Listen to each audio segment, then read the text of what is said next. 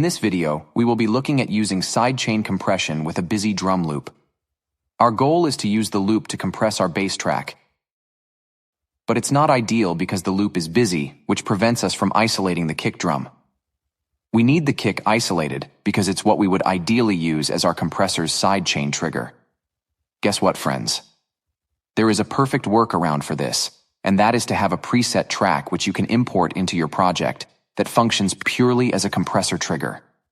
It's clean, and once you get your head around it, you'll always compress your bass tracks this way. Let's jump in.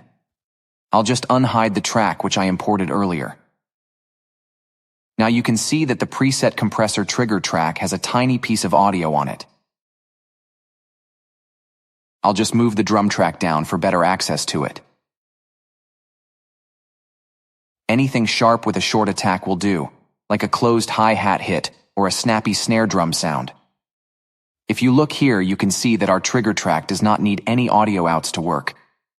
You don't want to hear it in the mix anyway. It's purely there to drive the compressor and crush our bass sound, giving your kick drum some space.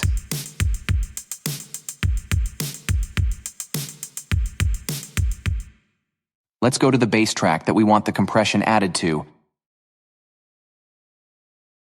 and I'll open up a preset that has a compressor with sidechain capabilities.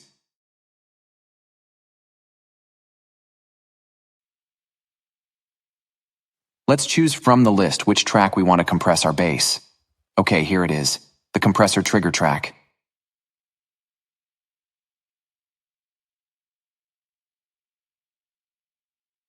As you can see, the transients for the kick drum are perfectly visible in the waveform here, but we want the bass to be compressed by the kick alone, with no interference from the hats or snare.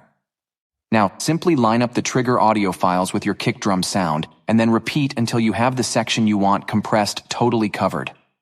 This way of doing things also allows you to be more creative with your compression, as you can drop the effect in and out just by muting the desired audio file right here in the trigger track. Now we can hear how it is affecting the bass.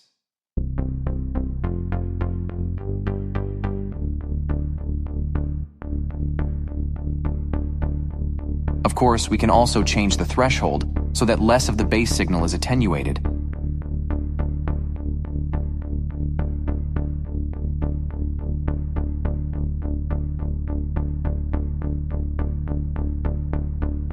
This is where you need to use your ears and decide how much you want the bass to give way to the kick drum. The beauty of this way of working is that it keeps your drum tracks free from clutter and gives you much more creative control over the way you use sidechain compression in your productions.